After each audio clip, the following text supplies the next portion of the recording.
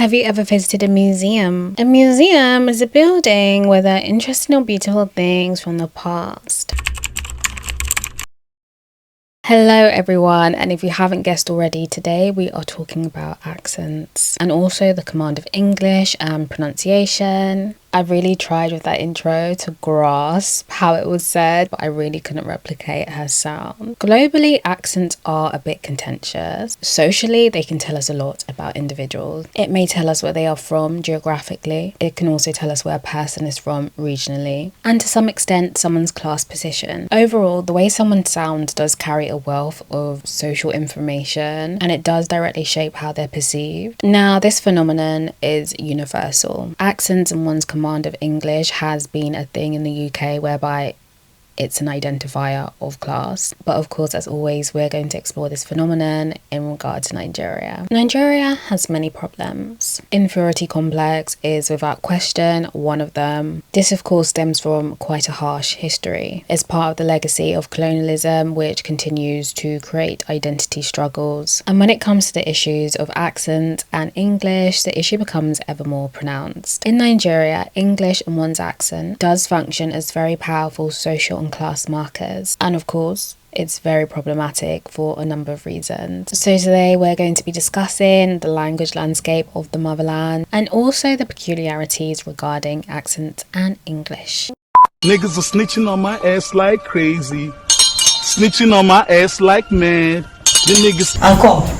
Next time, they call like you have to cry sexily, like oh my god, it hurts. Listen, boo dog, shit ain't that easy, alright? Look at you, man. You're thinking straight right now, huh? I know you got muscles for brains, man. Go upstairs and get me to it right now. I'm gonna bring this roof down. And I remember when Ghana, it's crazy. All Ghana used to always be in the kitchen. I'll never forget that he will continue to borrow money to fund infrastructural projects, even if it meant selling Niger State.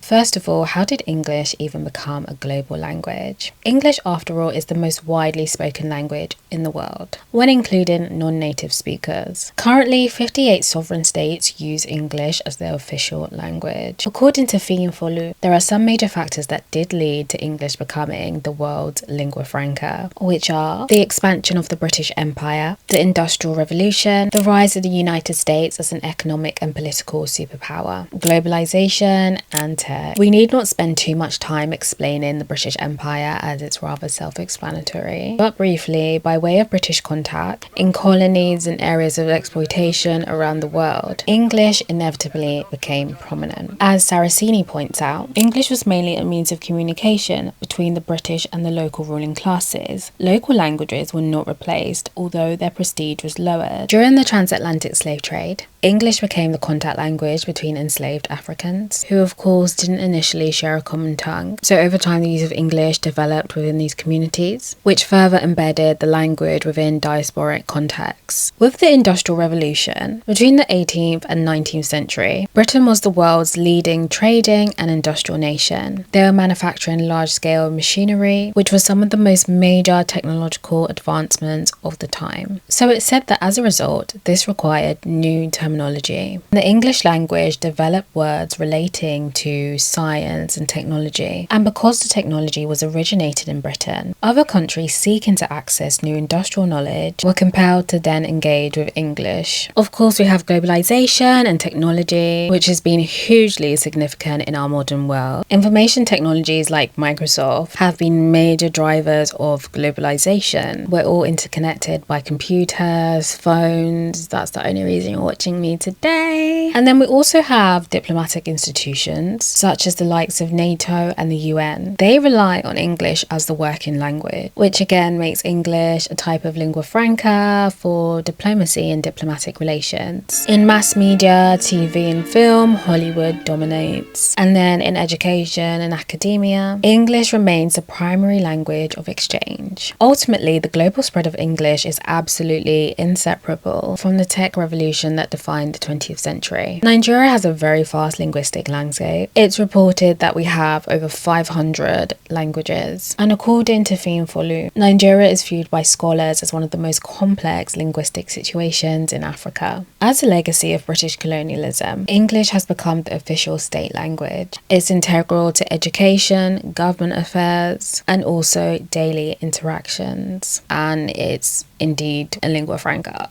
English was first made official by the 1922 Constitution, and then on attainment of independence in 1960, it didn't change. Section 51 of the Nigerian Constitution of 1979 stipulated that the business of the National Assembly shall be conducted in English and in the three languages, namely Hausa, Igbo and Yoruba, when adequate arrangements have been made thereof. Although Awanusi observes that Nigerian languages are largely absent from official government functions and administration, they go on to note that they are used primarily for information dissemination or propaganda, typically during political campaigns. Oh, did someone say Emilokan?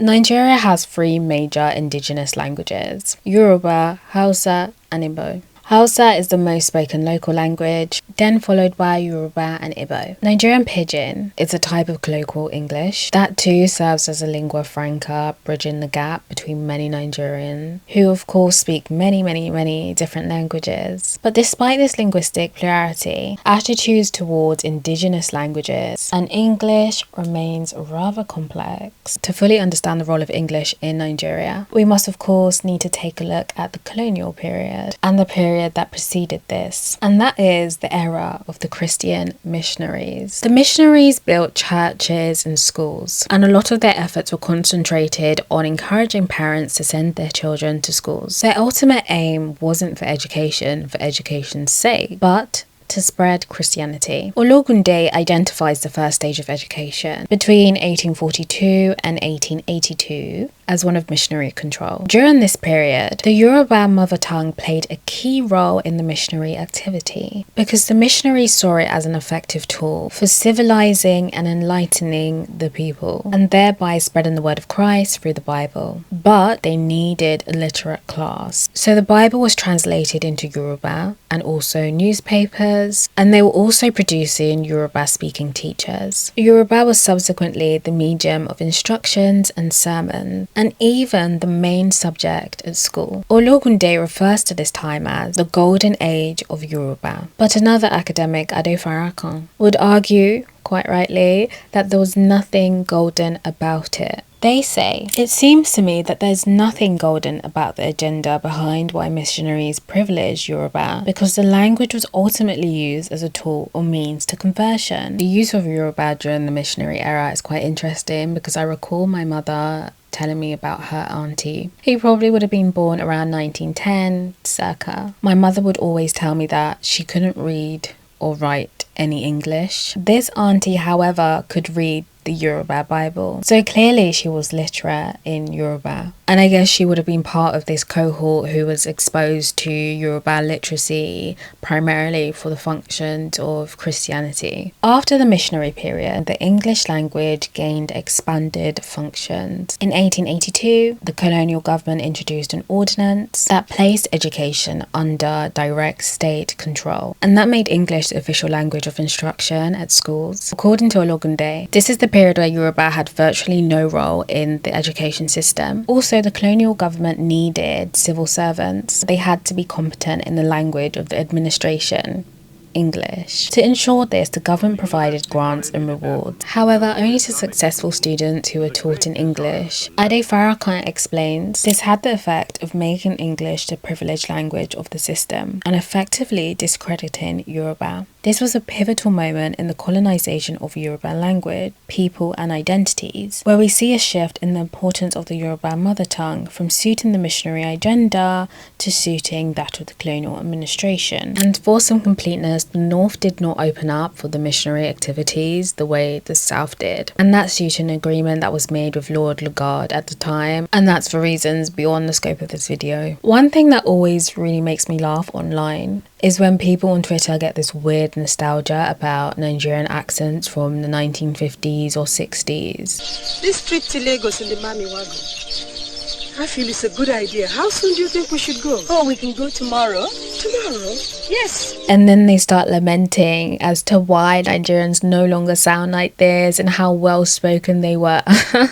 Which is rather silly, but I will discuss why that's the case later on in the video. So back to reality and fast forward to modern day Nigeria. English still remains a pivotal language. As touched on earlier, it functions as a medium for the various different ethnic groups that make up Nigeria. Historically, one's proficiency in English has been a marker of their educational attainment and their social standing. It's definitely functioned to position individuals as well exposed, sophisticated, and again, educated. We see today that that hasn't changed at all. And then in this super strange situation, what we tend to observe is that native languages and local accents are perceived as less sophisticated, less refined, and it further contributes to that idea or concept that English is more prestigious, and by extension Western or international accents are more desirable. And we can see this manifesting in the very popular critique, and that is the critique of the H factor, which is the exaggerated pronunciation of the letter H. And this phenomenon or trait is commonly found amongst Yoruba speakers. One stereotypical example, rather than it being "I'm so annoyed,"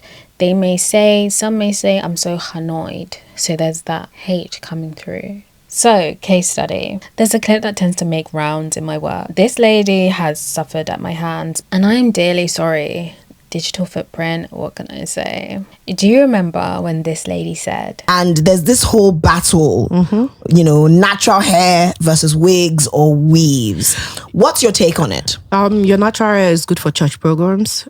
Your natural hair is good for when you want to pick your kids at school. Oh, wow. Don't bring your natural hair to my event. I really love that clip. Not because she had anything worthy to say, but I love it because of what I observed from the public backlash following the video. Rightfully, people chastised her for her comments regarding natural hair, but what struck me the most is how people actually decided to respond to her. And they decided to respond to her through linguistic bigotry, which was very, very, very interesting and bewildering to observe. Here we have a lady making very stupid statements regarding natural hair, which is clearly self-degrading. We already know the issue of natural hair and black hair is already contentious for so many reasons. But instead of people to solely criticize her for that, they decided that they were also going to mock her H factor, because of course, if you know the way that she pronounced hair. And by doing that, what people were actually saying was, how can you form class and prestige when you have a H factor? Which, mind you, is very crazy. Everyone wake up. They are saying if you sound a certain way, i.e. if you have a typical native accent, you cannot be classy, and you definitely cannot come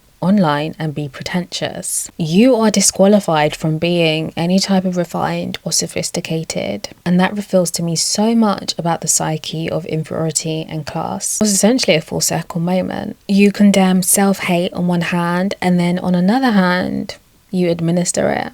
Chef's kiss. Again, it's very ludicrous, and it's deeply telling about the internalized hierarchies that we have, and of course how languages and accents shape the way people are perceived in Nigerian society today. And we cannot overstate the influences of media, namely Nollywood. I mention Nollywood a lot for various reasons within my work, but overall Nollywood, count your days. Think, for example, Funke Akindele's Jennifer.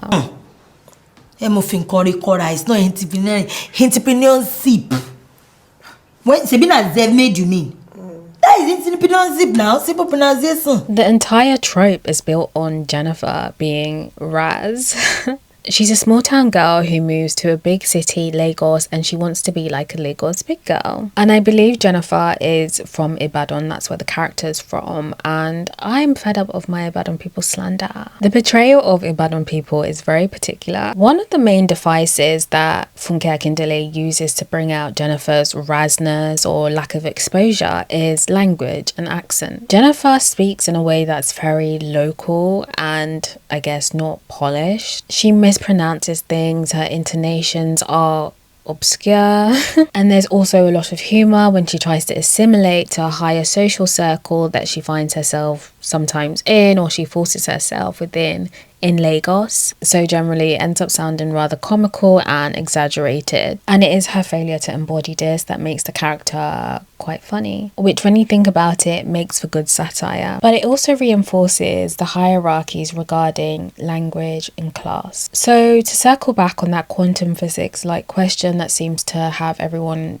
confused on Twitter, and that's the one regarding why Nigerians no longer sound like people in the 1950s. Now, beyond the obvious fact that accents and sounds naturally evolve over time, there's obviously some more important factors at play here. First of all, those people who are being romanticized for having a more posh accent, they were taught English and educated under a very, very different system. Some also would have had colonial teachers, so their level of contact with the sound would have been remarkably different from what we see today. And most importantly, a lot of them would have been taught received pronunciation, and that essentially answers the question. Received pronunciation, or more casually known as the Queen's English, is regarded as the standard British accent. Unsurprisingly, it carries the highest social prestige. To add, it does have certain social and educational advantages. It doesn't belong to any specific region in England. RP is traditionally associated with the middle and upper classes, so that's generally how they would sound and speak. According to sources, RP was traditionally the model of English pronunciation in Nigeria. English speakers and learners were taught and expected to approximate the sound, especially in educational and professional settings. However, its dominance in Nigeria has dramatically diminished today. After independence in 1960, things were changing and the education system also changed. Post-independence, Nigeria was keen to carve out its own national identity separate from that of the British. This meant that RP had less emphasis. Over time, the education system was also plummeting. As we know, it's very underfunded and there's a severe shortage of good quality staff and teachers.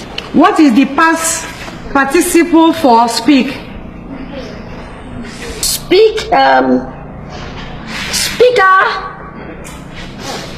Talkative. Speak. Spoke. Sparked. And not just for English, just generally education-wise. If we're being frank, there's no way Nigerians can have true RP. At the very best, they can try to replicate it to an extent, but to have true RP or sound like a native speaker, one would need to be situated in an English environment, in England, mind you, or at best learn how to speak English with someone who already has a native RP. And I say this because one's sound and accent is largely determined by external factors and who they are around. As pointed out by one academic, one of the characteristics of English overseas, for example in Africa, is that it can operate in a cultural void, and hence local varieties can arise with their own canons of correctness. This is in contrast to French overseas, which remains closely linked to French culture and which is less tolerant towards regional variations. Globally, the standard British English taught in British schools is widely preferred and it's considered to be the correct form. Nevertheless, many non-native English-speaking countries diverge from this, and this is due to the sway of regional dialects and native languages, which very much influences their English expression and their communication styles. This is very prominent in former British colonies such as India, Singapore, and of course Nigeria. Likewise, Nigeria does have its own form of English, and that is Nigerian English. And it has its own nuances which are unique to Nigeria. Hence, as stated by Tiffin, the type of English spoken by Africans will be considerably influenced by the sound systems of the many African languages. This is one contributory factor towards local pronunciation. They go on to mention those instances of deviation from the norms of either language which occurs in the speech of bilinguals as a result of their familiarity with more than one language, i.e. as a result of language contact. Interference may affect the bulk of the phonemic system, much of the morphology and syntax, and some areas of the vocabulary. The areas of my expertise are not in linguistics. I will try and break down my understanding of this on a surface level. So when categorizing Nigerian English, Banjo states that there are 4 varieties. Variety 1, poor English, heavily influenced by the mother tongue, socially unacceptable and unintelligible internationally. Variety 2, syntactically close to British English but with distinct phonological and lexical features, socially acceptable but not easily understood internationally. Variety 3, close to British English in syntax and meaning, with Nigerian phonetic and lexical traits, socially acceptable and internationally intelligible. Variety 4, identical to standard British English in all aspects, fully intelligible internationally, but socially unacceptable in Nigeria, spoken by very few. Oh, your accent is so, I like it. I got it from my mom. Okay, you got it from your mom. Yeah. Okay, she has traveled before. Yeah. Wow. What accent is it? A British accent or an American accent? Oh my God, it's a black American accent. Eh? Black American accent. Okay, black American accent. Yeah. Okay. So let's consider some societal and pop cultural examples. It's frequently observed that on TV and radio that the hosts tend to have a more international sounding accent, or more colloquially a phoneme type of accent. Whether or not it's authentic or not, it's just something that seems to be a trend. It's also well noted that for Nigerian broadcasting, having a Western or international accent will set you apart. In fact, it can very much determine who gets hired or who doesn't, and also how far one's career might go. And in my opinion, this normalizes linguistic discrimination, and it reinforces the idea that some accents are more desirable than others. This issue was discussed by a then senior broadcasting journalist at the BBC. He observed that station proprietors actively seek out broadcasters with foreign accents, but he argues good English doesn't have an accent, it is just good English. There is so much inexperience on Nigerian airwaves today, and that's scary. Once you have a pretentious accent, stations want to snap you up. Again, for some balance, although I very much believe and agree that accent privilege does exist, foreign accents can be a disadvantage in some settings. Nigeria can be quite a predatory place, and once it's identified that you're foreign in whatever regard, the likes of an exploiter may use that as an opportunity to essentially pounce. That could be in places such as the marketplace or notoriously at immigration. From where? Netherlands. Netherlands. Huh? Wait till you bring come. I say, wait till you bring come. Wait till you want give me money. So it definitely can be frustrating to be an alien or an outsider. I do still hold that the scales are tipped towards Westerners or those with more international or phoneme sounding voices. I caught up with a friend who recently moved back to Nigeria after completing their masters, and we were discussing jobs, and he was telling me that one of his friends who was born and raised in America moved to Lagos, and because of his accent, reportedly he now has a front office job in the reception, and apparently the crux of it is that he just speaks to clients and explains things on quite a surface level, and according to my friend, he earns around 6 million a month doing that. And I was like, huh? What company is it, please?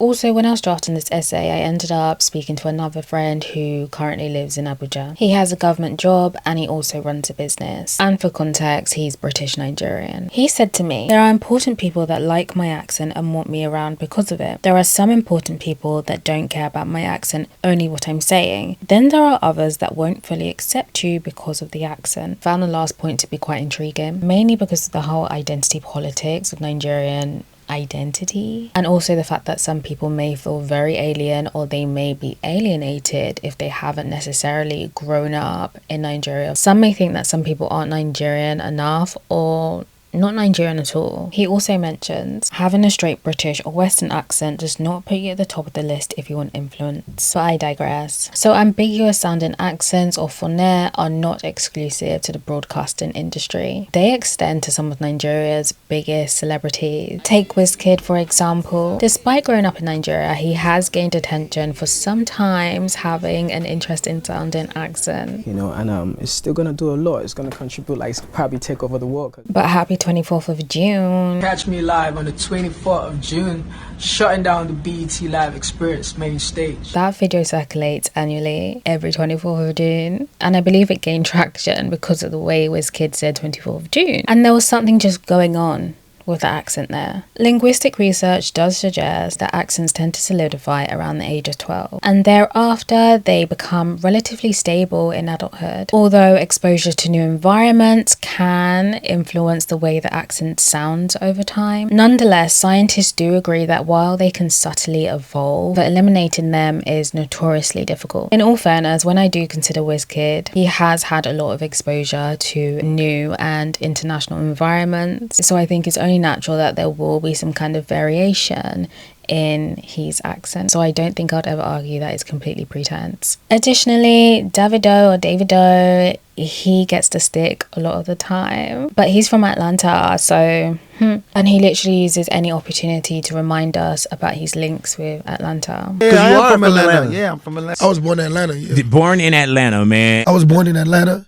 I stayed a little bit over in Atlanta. People have made similar complaints about Aisha. IGQ. They've also made complaints about his use of Yorubani's music, stating that it's too much. You also have Shelly Poppy, granola with the milk and shit. Granola? Yeah. With the milk and shit. I don't know why. I just been eating that. Mind you, I do not doubt that Shelly Poppy was enjoying some granola. Bobrisky, mummy of Lagos, where art thou? You are in exile. Bob is a really good example of someone that draws a lot of attention for the way that she sounds. Bob adopts this very caricature-like Americanized Western accent. And no doubt is that performance of speech an attempt to present a classy or elevated image. Because of how crazy it sounds and how it's delivered, it has so much comedic value. Also, when you pair that with Bobrisky's well-known colorist views, it absolutely exposes a struggle with identity and inferiority. One where refinement and class is associated and bound up with the assimilation to Western characteristics. Have you ever been to a museum? Yes, I have. A TikToker known as Black Englishman, in his bio brands himself as a connoisseur of English pronunciation. Hello, good afternoon. Paris and I once pronounced some English words that are often mispronounced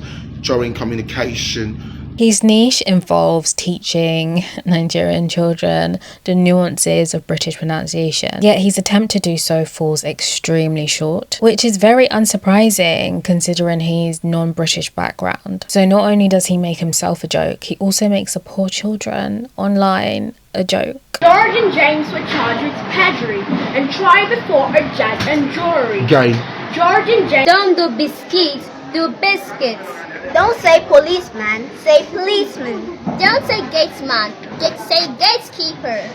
Don't say Tuesday, say Tuesday. And it perfectly illustrates my point that I made earlier regarding capturing the true essence of RP and how difficult it is unless you're actually in that environment. Despite the spectacle, his business does continue to have a customer base. Some people even praise him for a job well done in the comments. The irony is, despite it being so flawed to the exposed ear, it still has a lot of aspirational pull for those who may not know any better, because at the end of the day it sounds different and it doesn't have the stereotypical Nigerian accented voice, and this is very desirable for some people, even if the rest of us are thinking, what the hell? I really want to caveat this discussion by saying, if you speak a language or if you want to speak a language, then I do believe that it's important to strive for a very good command of that language, whether that be French, Italian, Spanish, Hausa, whatever. Speak it as well as you can. But I say that to say that doesn't mean that you should go and download one phony accent. When it comes to accents, I do argue that the most desirable or prestigious one in Nigeria is the international sounding one, so the locally international one. So not necessarily a raw imported accent. I would say that the accent that I'm referring to is typically found amongst those who went to top private schools in Nigeria and amongst those who've had international exposure and perhaps also did their higher education abroad. That would probably fall into Banjo's variety free model. I would say that these people generally fall into a particular social class. Yet from my own personal observations, I don't actually feel like a lot of these people are bilingual. In fact, most that I know only only speak English. And I think that does say something. I don't know if it's a result of a very peculiar trade-off at the expense of their native languages. On the other hand, I've noticed that people with more local sounding accents often speak their native language, and they speak them well and they speak them fluently. And their native tongue is indeed their primary mode of communication outside of professional and educational settings. So those without a less international or polished or refined sounding Nigerian accent are those who I would say are typically bilingual. Of course, this is just case by case, and it's not necessarily the fact for every single person, need I say. I will very briefly touch on the decline of native languages. Both in the diaspora and at home, fewer parents are passing on their language to their children. Many reinforce English as the primary mode of communication, and there's been this attitude where native languages have just been subordinated. Whether people choose to acknowledge that or not is entirely up to them, because what else is causing this erosion in native languages? I think it's absolutely ridiculous that people in the diaspora aren't forcing their children to speak their language. I also think it's very ridiculous in Nigeria that it's also not being enforced and there's this heavy prioritization on English. I will die on this hill because I've said it so many times. Language binds people. When we lose our languages, we lose ourselves. And it's even worse when you consider the fact that so many African cultures have oral histories and know-how. So what's going on? Are we trying to eradicate ourselves? Writing in Black Skin and White Mask, Frantz Fanon says, every colonized people, in other words, every people in whose soul an inferiority complex has been created by the death and burial of its local cultural originality, finds itself face to face with the language of the civilizing nation, that is, with the culture of the mother country. The colonized is elevated above his jungle status in proportion to his adoption of the mother country's cultural standards. He becomes whiter as he renounces his blackness, his jungle. Here lie the seeds of self-hate and the most destructive of the effects of colonialism. Remember this, uncle. Let me say prestissimo, that is as quickly as possible, that the political krinkum, or if you like, the political higi-haga that has enveloped the politics of Rivers State for a period of Ayan now has all the trappings of an odoriferous saga. Kum gagatwan gaga. I argued in a short video essay that his use of overly grandiose and archaic language is a form of class performance. His language was way too verbose, it was exclusionary and ridiculous. Overly complicated language is not good communication, in fact is incredibly poor communication. And it also creates a power imbalance between the speaker and the audience. And I say it's a form of class performance because, of course, class and education are inextricably linked. And what better way to show us that you're part of the educated class than to use the most ridiculous, out-of-date, mumbo-jumbo language. Or perhaps the one does also know that he swallowed a dictionary. And I say that it's exclusionary because in Nigeria there's so many disparities regarding education. Despite being an official language, not everyone understands English and not everyone understands it well. The viewers of that channel would understand English, but most people wouldn't have understood all of that jazz. And to ignore the linguistic realities of your audience is very, very disingenuous and it's daft. Given that the official language, again, is English, what should be prioritized is intelligibility. Simply put, intelligibility is the quality of being understood. Catford argues, an utterance can only be considered intelligible if it's effective. That is, if the listener responds to the speaker's intention in a way that aligns with the purpose of the communication. By contrast, an ineffective utterance is one that, even if technically understood, fails to elicit the intended response. Catford also explains, speech may be intelligible in the sense that the words are recognized, but it's not truly effective if it does not achieve its communicative goal. The shoes. He's a very fashionable person. Yes. And he does his shopping in Italy. You do the shopping in Italy? Yes. You go over to Italy to buy the shoes? Yes. Where? Madrid. In my final year of university, I chose a module and I went to the first lecture and the professor was Italian and she had the thickest Italian accent ever. I'd never heard anything quite like that in my life. And she did say that she has quite a difficult accent to understand. But that point does go back to Katfa's example regarding intelligibility. And she did recognise that she wasn't the most intelligible. There are certain accents that are often seen as sexy. Italian, French, Spanish. And because it's largely perceived as sexy, no one complains when they are speaking their accented English. It's seen as very positive. But God forbid an African speaks with an African accent. Okay, final thoughts. By virtue of my own accent, I'm a beneficiary of accent privilege. Nevertheless, there's so much power in recognizing and challenging these biases. These biases only exist so long as they are collectively upheld. There needs to be greater self-worth and self-esteem regarding being Nigerian or more broadly African. How do Africans hold themselves internationally to a high regard if we have very little self-worth domestically? And if a lot of our imposed hierarchies are reflections of Western identity? Nigerians sound like Nigerians because they are Nigerians. And it showcases our very fast linguistic landscape. You can bump into Nigerians who know 4 languages. That in and of itself is an achievement. And I grew up in the early 2000s when being African or being Nigerian was not cool. And one of the biggest ways people would take the piss would be through an accent. The coolness about being African only started around 2015. And that requires a whole nother explainer. But considering we're now in the time of coolness, what better time to embrace who we are authentically?